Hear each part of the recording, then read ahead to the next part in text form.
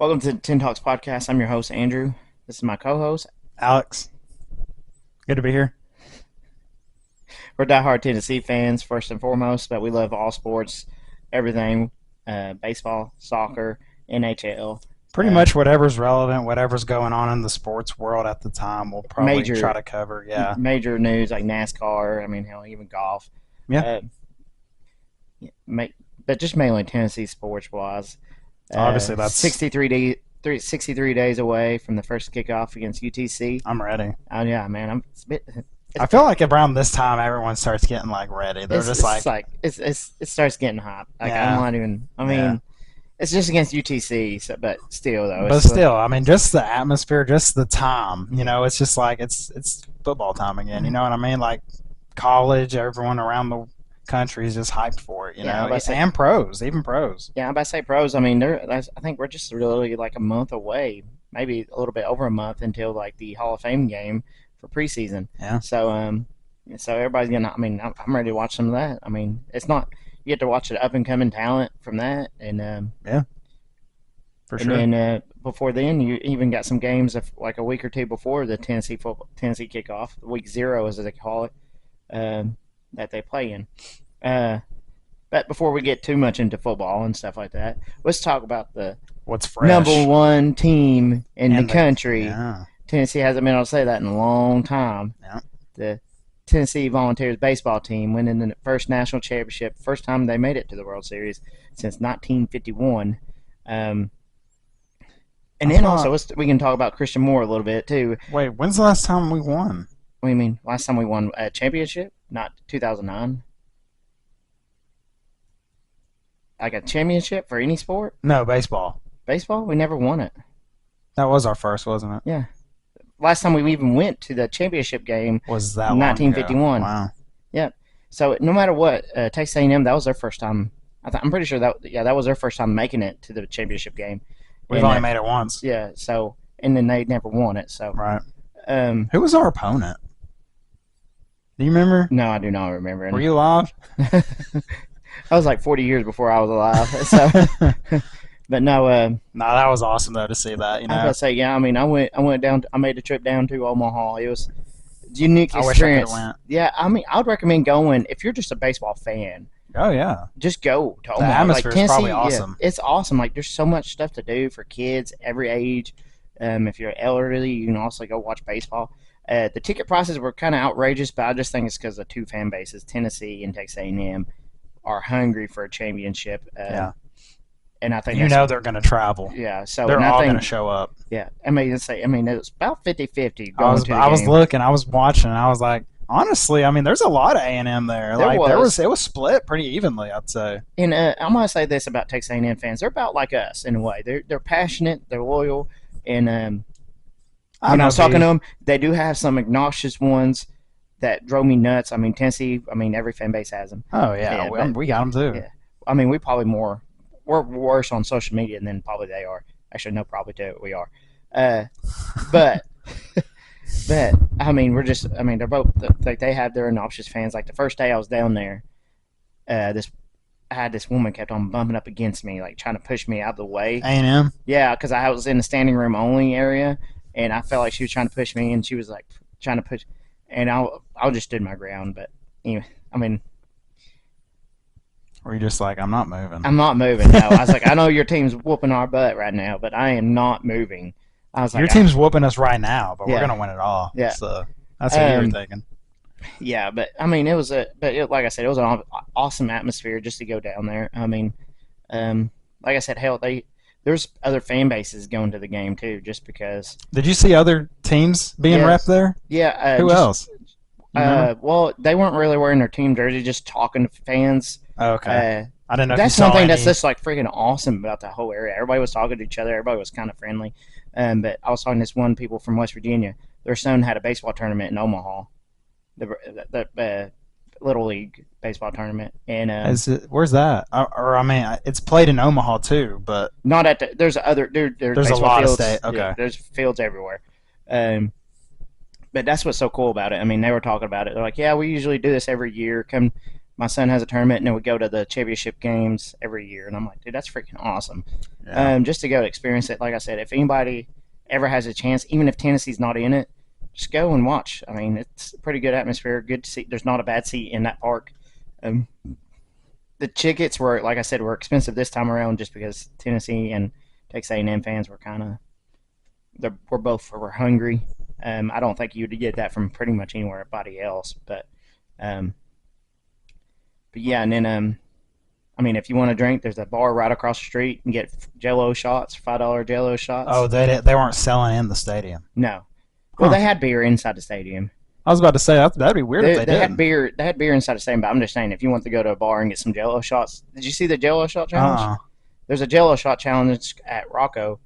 That's what it was called. Yeah, and it's they had orange. They had I don't know what type of red Texas A&M is or whatever. It's like a dark red. Yeah, I called it crimson, and they got mad at me for calling it crimson because we're not Alabama.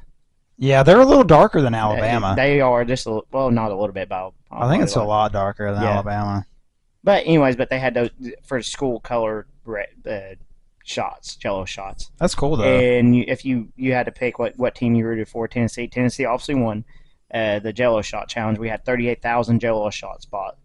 So do you know what A&M had? A&M had like 34,000. It was close though, low key. That's close. Tennessee had the second most Jello shots of all time, only behind LSU. Who I was about to say 68,000. Jesus. But my thing is with LSU had 68,000.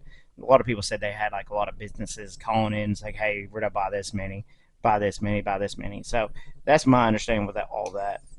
LSU had a goated season that year, dude. I can't take it away from them. 2020, yeah.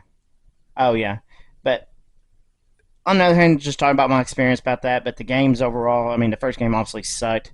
I was worried, dude. I was like, man, come on, we made it now. Let's play our ball. You know, we can do this. Which, if you go by the history of this season, if Tennessee was going to lose, it's going to be that first day.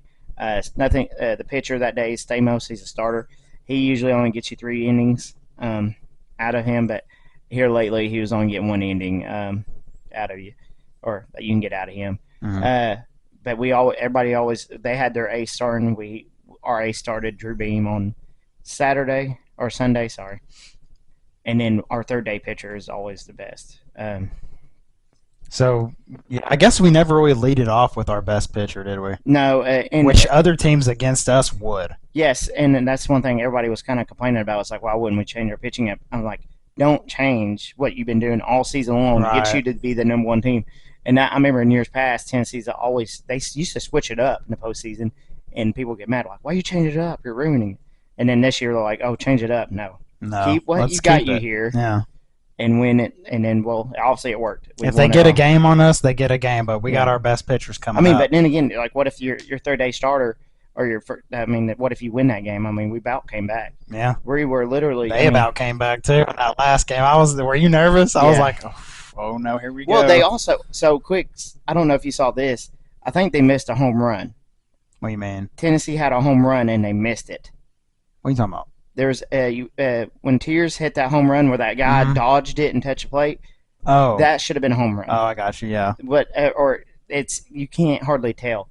It looks like the ball hit above the yellow line and hit the top, some above it, and then bounced back in play. Huh. So that's the home run. Oh yeah, I remember that. So and people have been talking about it. So that should have been a 2-run home run instead of us, but luckily we still got it counted. But yeah, I don't think that would have changed everything. Probably. Yeah, we would have. What did we end? We ended up winning 6-5. 6-5, right? Yeah. We would have been up 7. We would have been 7-1, I think, at that point. But yeah, they missed that home run. They missed it, ish. I mean, you can't really tell. It's kind of too quick, but I'm pretty sure it was a home run in Tennessee's favor. And so that dramatic play that Tennessee had, where he kind of dodged it, was beautiful. Top 10 play, if not the number 1 play of all the World Series, College World Series. No bias. No biasness whatsoever. But no, that was a sweep. It was a pretty dodge. Oh yeah. I knew as soon as he dodged it and he touched play, I was like, oh, how the hell did he dodge? There's no way. And then that guy tagged him real quick. I was like, oh yeah, he dodged it because he was like, oh no. So at that point, I knew he kind of was safe. But that was that third game. Is anything? Then Dylan, I'm probably gonna say his last name wrong. Riley, whatever his name is. He hit 3 home runs. He had a great. That's what I mean. MVP. Overall. Yeah. He hit 3 home runs, 3 2-run home runs, all in the 7th inning in all 3 games. That's wild. That's crazy. Like the odds of that happening. Has it happened? I don't know. Like that, nobody's really talking about it. Yeah, no one is talking about that. But that's just weird because the odds of you batting with one person on base. Yeah. In the 7th inning. Yeah. 3 times. I mean, I guess he does bat. Like I think he does bat 4. So hell, I mean, he does have the best lineup ahead of him, right? Yes. So I mean, he's been our best player pretty much all year. Well, best lineup. I meant like he has good hitters ahead of him as well. He has the number 1 home run hitter in Tennessee history. Yeah.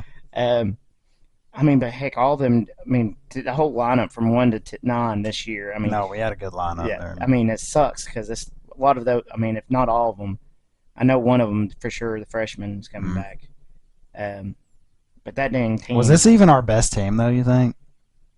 I've been saying it has been, but everybody keeps on referring as a 22 team. That 22 team. Well, we were number 1 for a long time. This team won 6. It's kind of you got. Yeah, I would put the batting's closer than I think that people realize. I think the batting is really close, but I think our pitchers in 22 are better. I think our ace is better, but maybe overall you might be right. Drew Beam. Our batters are pretty close. I think our pitching maybe. I don't know. I think we're have more depth this year. That's fair to say. Because I think we had a better pitcher overall. I can't remember his name. Yeah. I can't remember his name. Forget it. But yeah, overall in 22, we had a better pitching lineup. Offense was good those years too. They were good too. We had I think they had 158, 157, one of those. But this year, you just can't take away from this team. This team had 184 home runs. Should have been 185, 4 short from the tie of LSU that 1995 season, which was probably one of the most dominant teams ever. Yeah. Well, you can't really say that because this team is just dominant. The first SEC team to win 60 games. We won our regular season, our SEC championship, and the national. The triple crown. What I call the triple crown. Yeah. I call it the triple crown. I don't know what it really is, but I like to call it the triple crown because it's first time 3 rings. Yeah, first time since '98. No. 90. Oh, for what? For that achievement. No, for Tennessee yet? No. I think college 19. Baseball. I think 19. Who did it in 19? Did they? Yeah. What about Tennessee? Tennessee hasn't done it since I guess Pat Summitt. Probably Pat. I'd say probably Pat. But yeah, no, but first team to be number 1. Well, hold on. To be number 1 overall, if that's what you're thinking of, the number 1 overall team. Vanderbilt didn't do it, but since 1999, being the number 1 overall team in the tournament to win Florida. It all. Huh? Who did it? Florida State. Miami. In 1999. I was thinking it was Florida team, but so first number 1 overall team. So you did it. You did 4 things, or one thing that nobody has done this decade since 2000. Yeah. No, that's awesome. Yeah, that's. Some that everybody even Tony Vitello said it in his press conference. He's like, we're playing with house money right now. We're not. You already said we're not supposed to win this thing, being a number 1 team. No number 1 team hasn't won, so we're playing with house money. So that's big. I think we were pretty much favored, though. Honestly, we're favored. But if you're number 1 team, you should be favored. But heck, but the media is they do what they do best, and they're to talk about being. That was weird. What? That noise my water bottle made. But you know what I mean. But I know what you mean. But so to be the number 1 overall team and do something that team hasn't done in 25 years, be the first one to do it in 25 years, it's pretty amazing to do.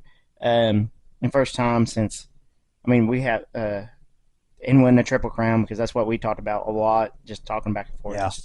to be able to win the SEC regular season tournament and national championship is free, and it's awesome. Something that I don't know. I mean, it won't. I mean, it'd be tough to do it next year because we're losing a lot. Simo, Blake Burke, Dylan Downing. He's only 20. We really need to appreciate this because we don't know when we're going to win another thing like this. It's been 70-something years, 73 years since the last time we was even in this situation. I'm talking about for any sport, though.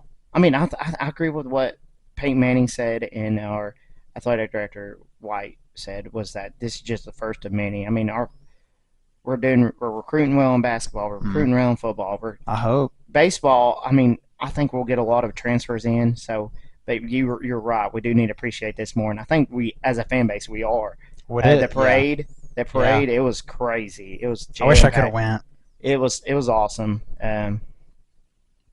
I can't. Hopefully, we get to do one football because this would be more crazy, more people. Oh yeah. Well, I was gonna ask. Do you think footballs would have been bigger? Football, they won't be able to do it in Market Square. Football, they'll have to do it in Neyland Stadium. It'll be too big. Yeah, it's just gonna be too crazy. There's no. So you're saying yes? If we won it all in football, it would have been a lot more meaningful. Meaningful, yes, because more people follow football. Absolutely. A lot of people. I agree. I follow Tennessee baseball year round. I mean, you know that. I'll talk to you about it a lot. And football would hit different, dude. But football, I mean, there's so many people. I mean, we are a football baseball stadium. A baseball stadium. I think if we had 100,000 seats, you can't sell 100,000 seats for baseball, just because not many people enjoy baseball anymore. Really, not like that. Football is obviously the number one sport. I do love baseball, dude. I love baseball, but typical people don't like. Right. I can sit and enjoy a baseball game for sure. I mean, yeah. I'd rather be there live versus on TV, but I agree. Because it's a different atmosphere just going to a game. To where football, I can enjoy it.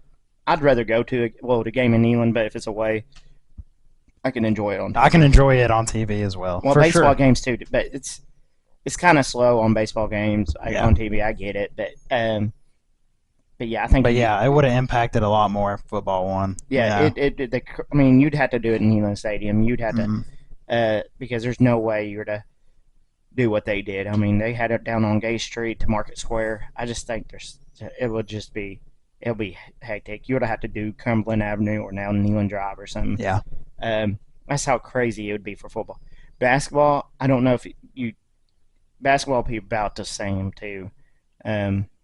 You think it's bigger than baseball? I think it'd be about as big as bigger than baseball. Just because football and basketball is your money sport, and plus you can sell 20,000 tickets. 20,000 tickets in basketball or baseball. I think we had 20,000 seats in baseball. I don't think we could sell out like we can in basketball. Regardless, though, enjoy it. Yeah, I'm so glad. Enjoy it because we don't know when we'll win another one. Like back into the 1998, and when we won in football, we were like, oh man, we got a good team. Like we can keep on, and we haven't won one since. I just got a little story. So when I was at the dentist recently getting my teeth cleaned, and my dentist was talking about us winning it, and he was like, "Yeah, I had a chance to go when we won it in '98." He was like, I had a chance to go to that game, but I didn't because he was thinking. He was like, "Yeah, we'll be back." Yeah. So that really made me think, and he regrets it now. He still regrets it that he didn't go to that game. And see, that's why I went to Omaha. Like I was literally willing to pay any ticket price, and I think that's why ticket prices were so high. Because a lot of fans were like this. We don't know when the next time we're to go. Yeah. Like we may be back in Omaha. We may end up going back. I mean, because getting to Omaha, I mean, it's hard. But Tennessee has done it 3 times in the last 4 years. But yeah, I mean, you just don't. I mean, I wanted to go to the Men's College World Series game just because we don't know when we're going back. Hell of a win. Dylan Downing deserved one. You butchered his name just now. Whatever his name is. Definitely deserved to be player of the series. Oh, 100%. Yeah. Simo. First player to get the cycle in not the finals, but in the College World Series since 1956. So there was a lot of first in this play, and it just seemed like it clicked. It just seemed like it was Tennessee's. It was all clicking. Dude. It seemed like it was Tennessee's to win. Mm-hmm. Like we just had like the baseball gods on our side this series. But yeah, let's go ahead and switch subjects. Let's go into the NBA draft. We talked about Tennessee Volunteer getting drafted 17th overall by the Dalton, LA baby. Lakers. Dalton to the Lakers, man. They already announced his number too. Did you see that? What's he? Number 4. Connect 4. Is that his name now? Dalton, yeah, they're saying that's his nickname, Connect 4. So LeBron always has nicknames for people. I don't know if he came up with that. I don't know either. So that's dope though. Yeah, it is. Lakers, man, they got a hell of a player. Hell was still at 17th. Everybody had him going to top 10 as a lottery pick, so top 15. So I mean, not too off, but still. I do respect the Lakers for, I think I was listening to what's his name, not JJ, the Rob Pelinka. Oh, the GM. Yeah, he was like, yeah, we got to steal. He was like, we were looking at him anyway. Like we're lucky he fell 17 is what he's saying. They wanted him regardless. Yeah, they don't care about his age. They are trying to win right now, and they think he can help, and I really do like that. That's what's crazy about it is he fell so far because of his age, and that's what GMs are saying. Like I was watching the draft live, and because I was like, oh, he's got to be drafted early. I could watch this and be done with it because I don't think any other volunteer was going to be drafted, which I don't think they did. Actually, I know they did. But no, but they said, like, the GM's like, what's going on with Connect? Is there a health issue or this or that? And they're like, no, it's just his age. We want teenagers. And I'm like, are you freaking kidding me? Why you don't want a player that can win now? A player that could be possibly a damn game changer? Yeah. But I think he's going into a good situation. I mean, he's not expected to be that, like, role or main guy right away. No. They need him for catch and shoots right now. Catch and shoot. And then I think that he can do that for now and then evolve his game and learn from one of the best drivers in the game, I guess you could say, LeBron James, pick up some skills. I mean, not only that, dude, highest IQ. Yeah, probably one of the most of all time, dude. Yeah. Like he's going to find them. Yeah. He's going to give them open looks. Yep. I'd actually probably say Dalton Connect's probably a better shooter than Braun, so it's actually probably we'll see in the NBA. I mean, NBA, but to begin his career, but then again, Dalton Connect was about 5 years older than LeBron, granted. But I'd say Dalton Connect's at his point in his career. Well, we'll see when the NBA kicks off. But what he showed, 40% from three, that's better than LeBron, because LeBron, I think, was only in the 33% in his early years because 3-point he had to develop his shot more. Yeah. But we'll see. I mean, that's all they drafted him because they wanted a shooter, and they got a hell of a one. I mean, with it. He can shoot middies too, man. Yeah, I say he could do it all. He can put it on the floor. He can put it on the floor if then you give LeBron a rest and just. I don't see him being that guy right away. Like No, but we'll see. We'll see how he does in the summer league. I never really pay attention to summer league that much, but I think I'm gonna start paying attention this year just to see how Dalton Connect does. With the LA, the Lakers got more fans, that's for sure now. Oh yeah, but I say, Memphis I think really screwed up, and they could have had. I think they could have. If Edie's good, then he's good, right? But I don't think Edie's be that good in pros. I mean, it's not early 2000 anymore where you need those big bodies like Shaquille O'Neal and all that. Now, if he evolves his game where he has like a little bit of a jump shot, mid to 3-point range, and then okay. But right now, that's not his game. His game is to back it up, and then throw it over you because he's 7'4". There's the guys that are 7 foot. Wemby for Spurs, he's taller than that, right? I think he's 7'4". 7'5". I mean, he might be able to back him down, but I think Wemby's more athletic. Yeah, but I think Edie can body Wemby. Yeah, Wemby, but I think Wemby would be able to freaking. I think his defense. He's long. Yeah. He's long and athletic. That I think he could take him 1-on-1. He could score over him. I mean, with Edie being that size, I'm trying to think because Embiid can definitely hang with him. Embiid will be able to. Embiid. Rudy Gobert, maybe. Yeah. He's big. But really, though, we don't have a lot of pure inside guys anymore. Pure insiders. But Embiid can even shoot good. Yeah, but the thing is though is like he'll get in the paint trying to do that, and then he only has 3 seconds to shoot the ball. And in college, he was camping out in the paint, and that ain't gonna happen in the NBA. They're gonna call that more often than not.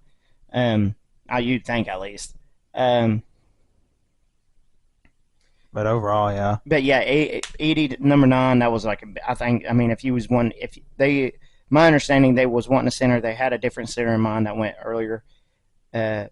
My thing is, if you wanted Edie, you probably could have traded out of the top 10 and got back, and then drafted Edie later and got some draft capital for that 9th pick. Hell, you might have been able to trade with the Lakers because the Lakers were really interested in Dalton Connect. They wanted him out for sure. They didn't think he would fall to them. Yeah, crazy. So they were like, okay. I'm gonna try to make it to the Lakers game now. I mean, I'm not. I'd go with you. I think I'm just. You know, I think me and you talked about it. I was a Miami Heat fan somewhat, but then they passed on them. So I think I'm just a diehard Laker fan now. That's weird, ain't it? Yeah, no. Because I'm just not. I don't really care. I mean, right. It's not. I don't Tennessee. have a team. I like players. Well, I was a Miami Heat fan. I think we both were when Dwayne Wade was down there down there in Miami. And then I kind of just stuck with him, and you moved on. But yeah, like right now, I'm gonna follow Dalton Connect. I mean, we had some good players. Like I'd root for Tobias Harris with 76ers. Yeah. And Josh Richardson, he's back with Miami Heat, but he bounced around the league a little bit. Garnett, I mean, he's kind of. Garnett. You're talking about I'm like Garnett, Kevin Garnett. No, you're talking about Grant Williams. Grant Williams, yeah. Shoot. Grant Williams. He's bounced around. Yeah, well, 3 teams, but still, he. I mean, I like Williams, but there's some. I mean, I still root for them. But both of his teams were in the finals. Yeah, no, that's what's crazy. Playing against each other, yeah, that's what's crazy. But no, I want to. Yeah, and he was actually talking about the finals. He was actually in the locker room for Boston when they won it. I did not know that. Yeah, he was celebrating with them. Yeah, he was in the locker room after they won it all. Man, if he was with the Mavericks though, that'd be crazy. That would be crazy. I mean, something happened between him and Luka. I think some. And Luka's the franchise player. Yeah, so well, he was wearing Luka's when he was down with Dallas, and then something happened, and then he switched to Jason Tatum's shoes. So I don't know what happened, and that's when they traded him to Charlotte. But it worked out for the Mavericks getting PJ. Huh? PJ Washington. Yeah, PJ Washington. He was a good pickup. Yeah, good pickup. But I mean, he's a good defensive guy, and he gave him some points too. So yeah, PJ's good, dude. Yeah. What about Bronny? Oh yeah, Bronny to the Lakers. First time in NBA history we're seeing this. Yeah, sorry, I had to check my mic.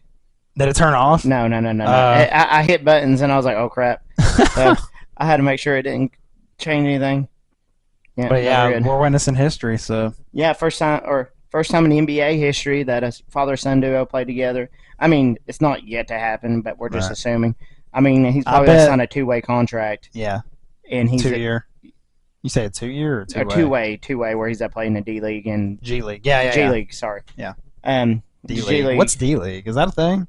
D League. I don't think it is. I think it might be just for like high school. Maybe not. I don't know. Anyways. I don't know. Yeah. G League. So yeah, he'll probably start in the G League and have to develop a lot, probably. Yeah. For sure. Before, even though he's LeBron's son, I think they're going to treat him like. Yeah. You don't want to give him like. They'll probably give him special treatment. Maybe the first game they might bring him up and let him play, just for they can say, "Oh, first father-son duo in NBA history." Maybe. Another thing, I don't know if you saw, but LeBron James' second son, his youngest son, he's actually eligible to get drafted in, I think, 2026. 27, yeah. 2026, 27. Is it 27? It's 2026, 27 year, yeah. Oh, 26, 27. Okay. Yeah. So, and they're saying that, like, hey, that'd be one hell. I mean, play tree there. That'd be insane. If that'd be insane. First time ever. Yeah. But the only other time that has happened where the father and son duo was baseball. And I think they actually, the dad and son said they'll be at the game when LeBron and Bronny play together, just to witness that moment with him. Oh, dude. See, the Lakers, they're They're a business. It's a business, dude. Yeah, It is. that's And the only reason why he got drafted. They're about to sell hella tickets, dude. Yeah. I mean, so many tickets. Nothing dude. against Bronny. I mean, he could potentially be a great player. I hope he is. He could be a potential great player. But my thing is, he literally just got drafted because of his name. Because 4 points a game last year. He did pretty good in the draft, the combine. But he, but I mean, I saw a stat that his USC the guy that started over him, had 16 points a game, so many rebounds, so on and so on. He only had 4 points a game and only played like 3 minutes a game. I know he just came off that cardiac arrest, I think, thing he had going on last year before the season started. But still, him to get drafted, I mean, it's crazy. But I don't want to down him. He could have been dominant. I mean, owned all the team interviews, the one-on-ones with teams, and workouts. I think he's handled it all well. Yeah, like he hasn't he doesn't have that attitude like, yeah, I'm LeBron's son, I'm better than you. Like he doesn't walk like that. You know what I mean? He wants to do his own thing. Yeah, I mean, and I like that. In one way, yeah, but in one way, he only worked out with 2 teams. The Suns and the Lakers. The Suns and the Lakers as a second-round pick. I'm like, wow, you should have worked out with every team. Yeah. And then he threatened to play in Australia if Lakers or his agents. Rich Paul said that. Agent. I think what my thing is, I think they were just trying to force the Lakers, or not force the Lakers, but force teams not to draft him to have the Lakers draft him.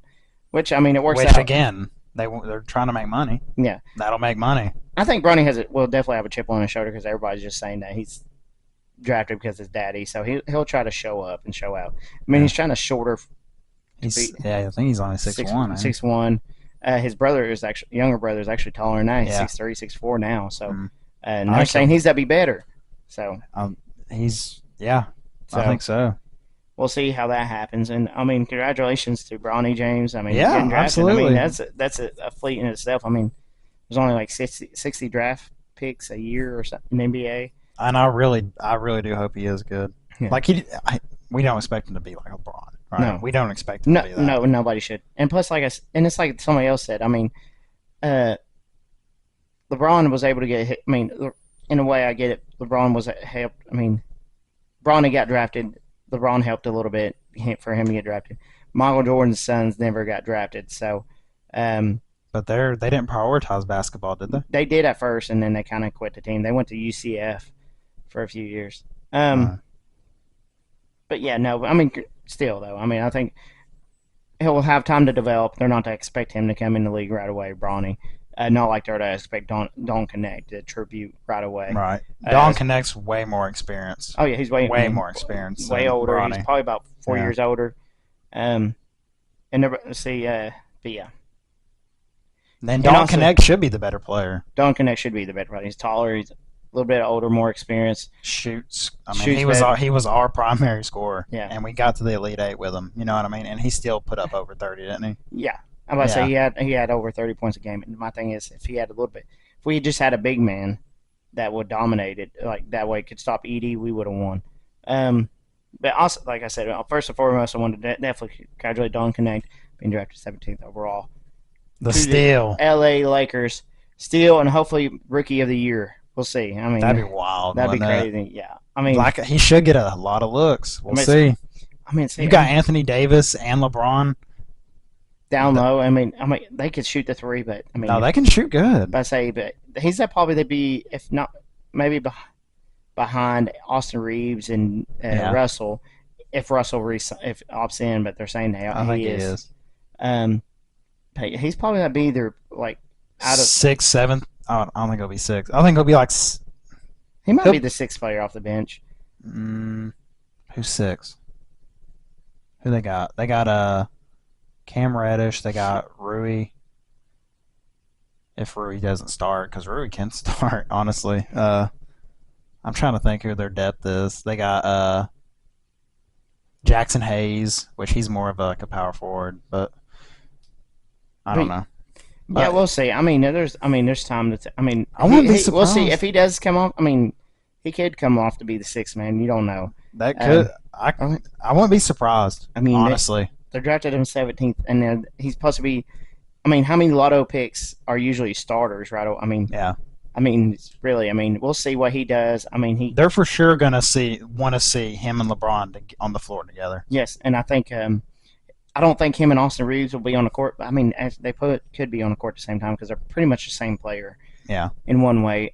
You got two wild boys on the floor. You know they're going to be shooting. You know they're going to be shooters on the outside. Yeah. So, but my thing is, they're saying Dalton Connect is more athletic. I guess they're by their combine results. So we'll see. We'll see. I mean, I'm really excited to see what Dalton Connect does with the Lakers, and I think it's actually really good. I mean, it sucked that he dropped that far. I was really hoping to see a Tennessee player. It does suck. Drafted in the top 10. But I'm not mad about the pick. No, I'm not. I'm more mad about like the team I told you Memphis. That and then Miami Heat drafting a center when you just re-signed Bam Adebayo. Well, same thing. Adebayo. To a extension on his contract. I mean, maybe they're thinking about moving him to power forward and moving that center or that 7-footer. They'll be big. They need to be.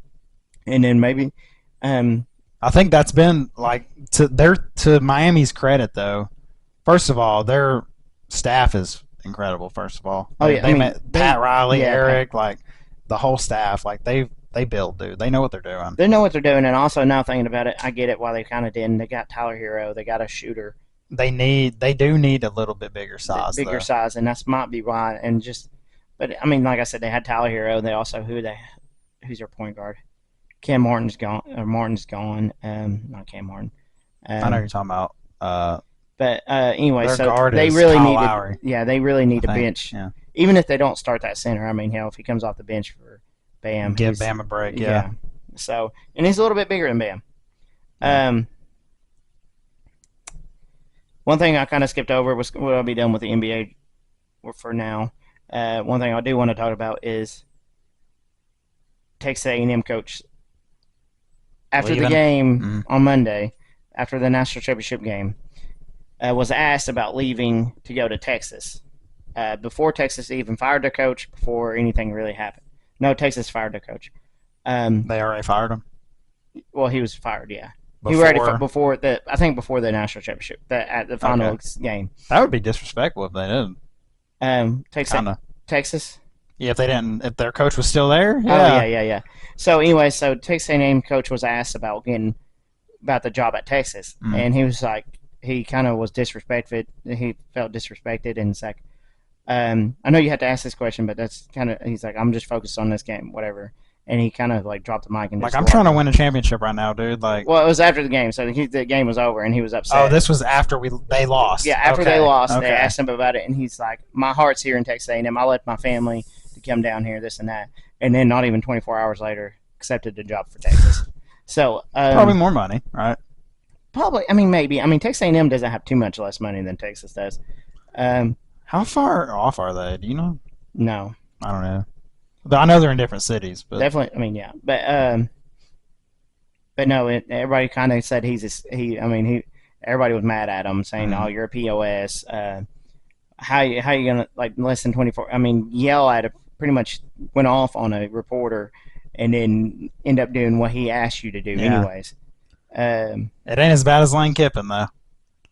What Lane did to us. Yeah. Just left. Yeah, just left, and. Well, he kind of said, "Oh yeah, I'm just yeah." At least he finished the season. Yeah, you know what I mean? Yeah. And y'all made it to the final game with him. You know? Yeah. So made it to final at least, and actually played pretty well against us too. They had a shot. They had a real good shot. That was not a blowout by any means. No. Let me see. What are you looking at? How far away it is? Yeah. Oh hell, they're right, but they're probably not even too far. Oh really? Mm-hmm. That's awkward.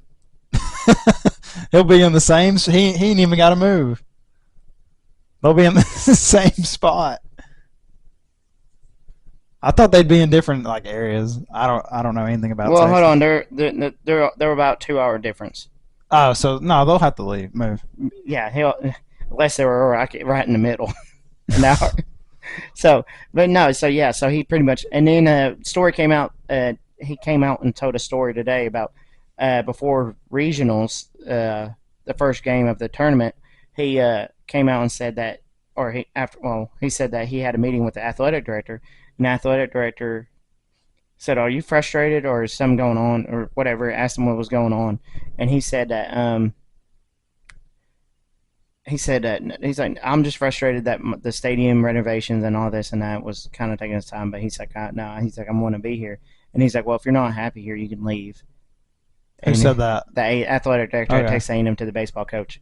So it's pretty much that, and he's like, after that, he kind of realized, like, yeah, he's like, I'm gonna try to get through the tournament and win it all, and then I'll make a decision from there. And that's why he left, and everybody's kind of backing him. Like, I get it. If your athletic director is not to back you after just 3 seasons, I mean, heck, Tennessee didn't back Tony Vitello after 3 seasons. I mean, we wouldn't be nearly, because I mean, he came 2017. We had a good team in 2020. We would have had a good team, but then COVID hit. But I mean, after 3 seasons, though, I mean, it took us 7 seasons to win it all. Texas A&M players, all their players hit the transfer portal. So there's a lot of good players in the transfer portal for Tennessee. Hey, let's get them. Yeah. So we'll take y'all.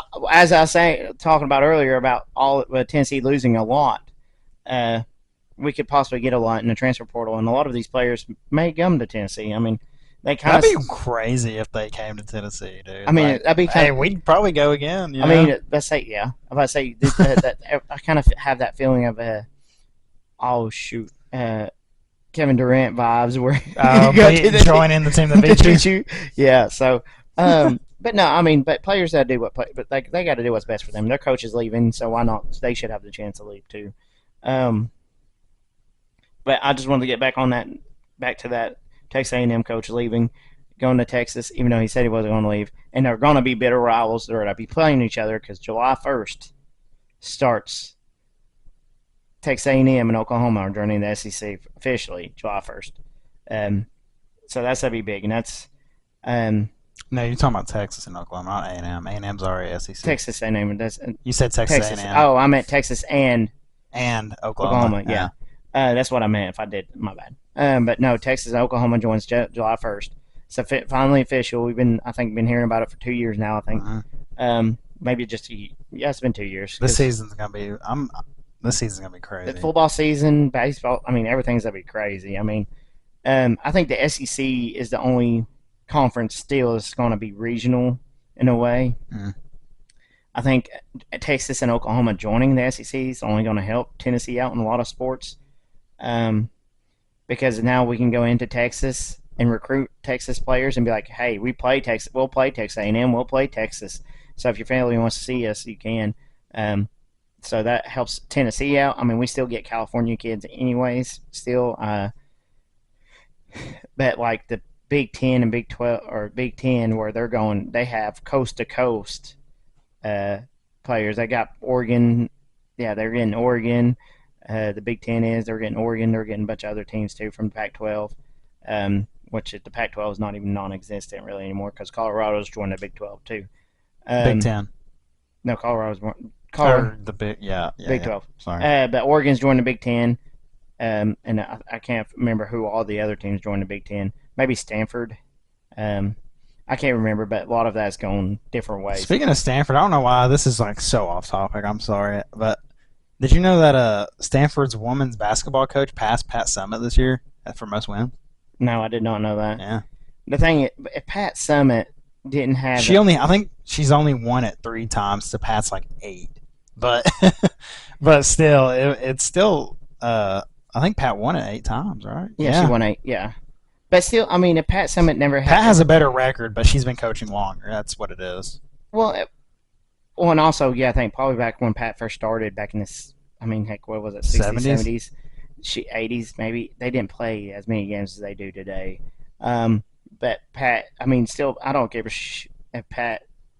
if 20 coaches pass Pat in women's or numbers, whatever, Pat still is to be the GOAT. It doesn't matter. No bias, right? Yeah, no, I mean, there is no bias. Like, she built the sport. But, yeah, let's going off that, let's talk about the EA college football game coming out here in the next few weeks. Tennessee fans are feeling really disrespected right now. As they should. Yeah, I'm about to say 11th, I think. in hardest places to play, which is outrageous. Nobody has. I mean, I saw this Florida fan post though, and it really kind of irked me. But yeah, you can't argue it. what Like he was like, "This ain't a hard place to play." He showed the record of them dominating us at home. Neyland Stadium, but that's different. You can't go by wins. I'm just saying, he was like, "It ain't that hard to play." Look. Yeah, but you can't go by that. I mean, if you go by like overall record, like in a career wise, like Neyland Stadium is definitely number one. It's also the loudest stadium, one of the loudest stadiums in the SEC. One of the only like 4 or 5 SEC teams that have 100,000 fans. But if you go by off the last 10 years, then yeah, you're right. I mean, the last 10 years sucked for Tennessee. Our win 20. No. About 20. You know what? No, because we were good in 07. We went to the SEC Championship game in 07.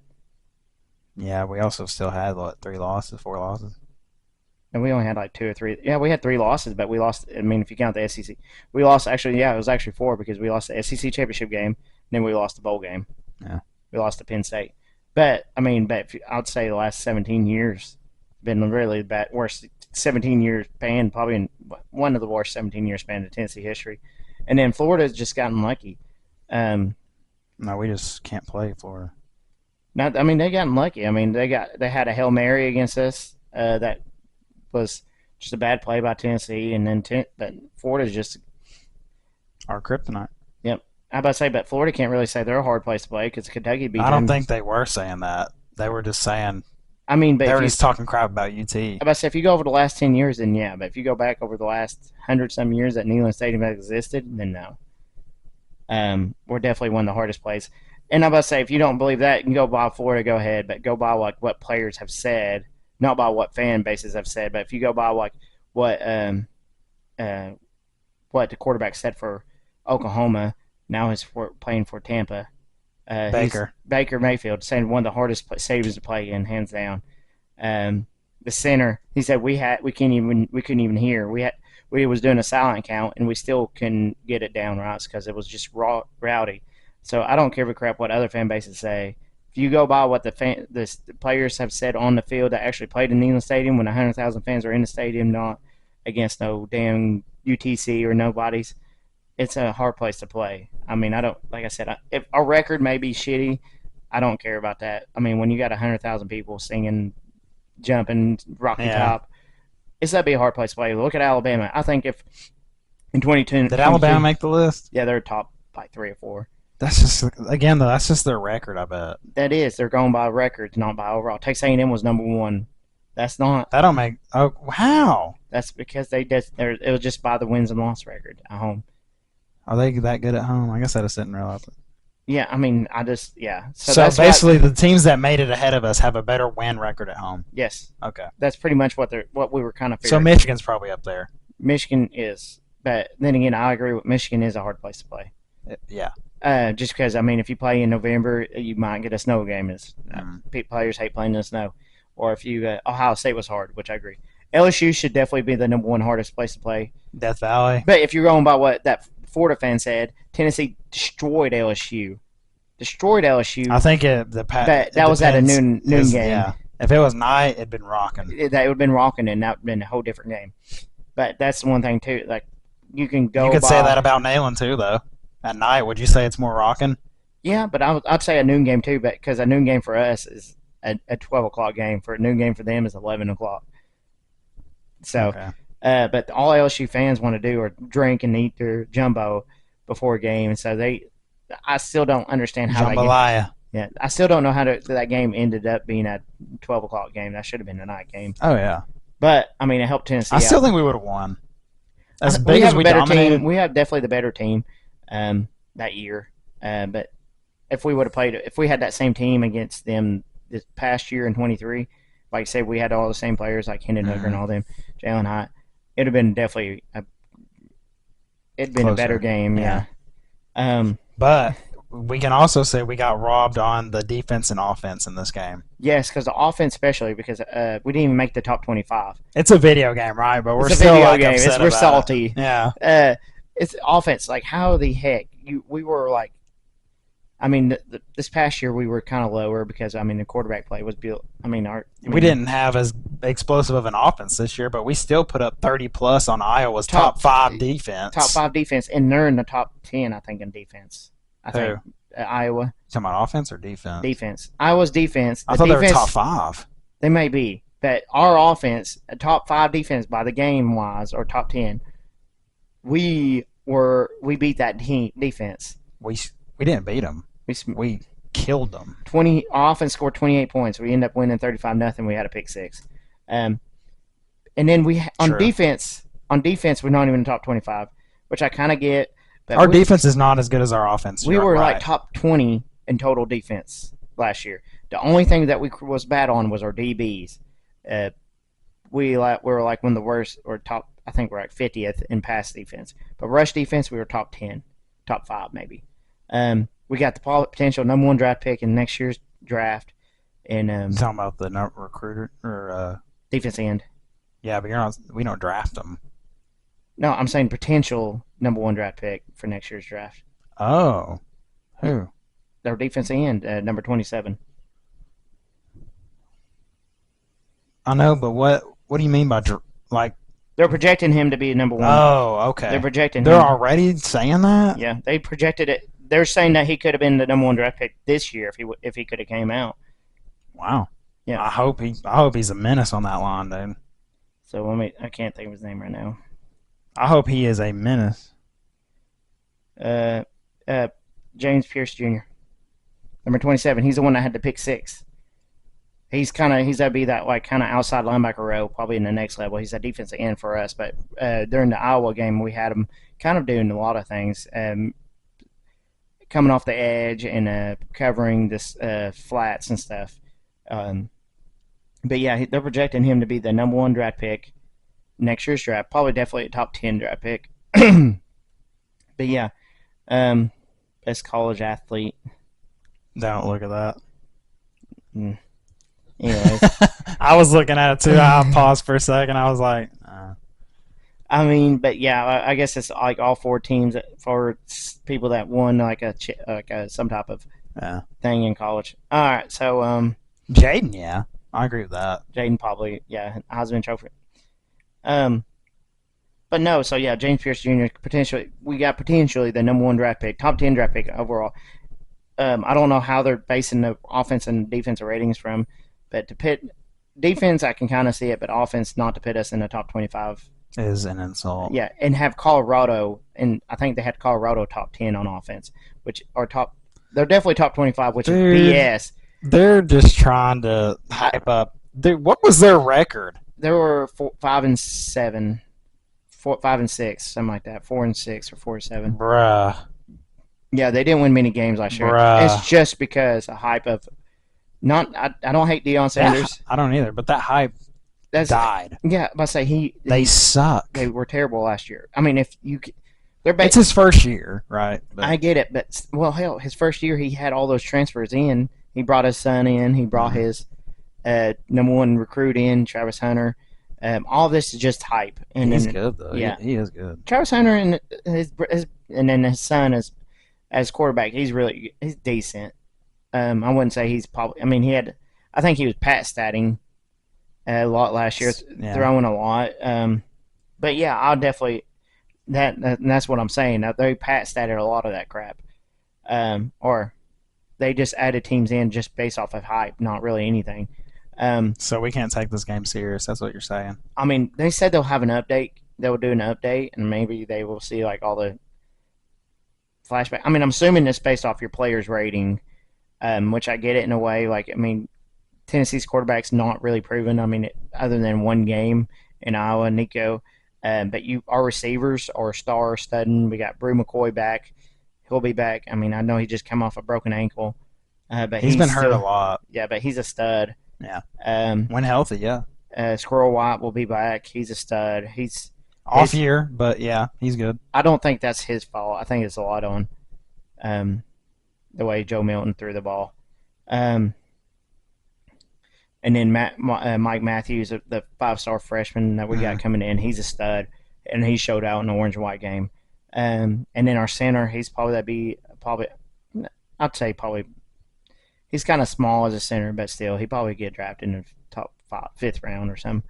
And then our running game is just unbelievable. Like last year, like I said, we were top 5, and how's our running game not? That's why I don't understand this game. Right. So, and our offense is just so hard to attack because we got so many ways that we can beat you. I agree. That's our 2-minute rant. 63 days away. Ready. Anything you're excited before we hop off here? Excited about the football seasons?